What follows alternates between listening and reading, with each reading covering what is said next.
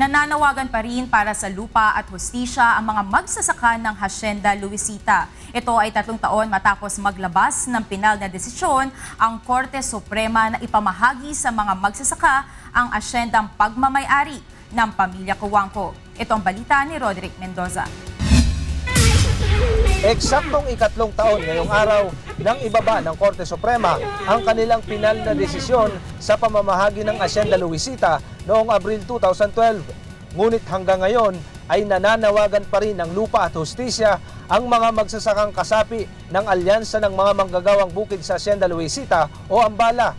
Ayon kay Ambala Chairperson Pong Sibayan, magulo ang proseso ng pamamahagi ng DAR sa Hacienda Luisita dahil hindi ibinigay sa mga magsasaka ang lupang matagal na nilang sinasaka. Namin magsasaka sa Barangay Baliti, itinapon kami sa Barangay Concepcion, sa Concepcion. Ang layo. Kung mamamasahe ka, back and forth 300. Sa araw-araw na pupunta ka, ano pa ang kikitain ng magsasaka? Hindi balugi. Tapos sasabihin nila pinamahagi na.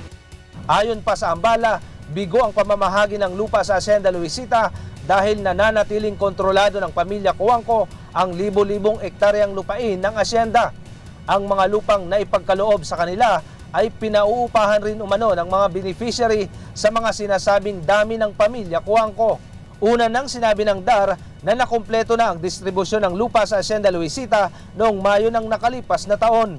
Binatikos din ng mga magsasaka ang Department of Justice dahil sa umano'y hindi umuusad ang mga reklamong inihain nila laban sa mga opisyal ng Tadeco, mga pulis at mga opisyal ng lokal na pamahalaan ng Tarlac.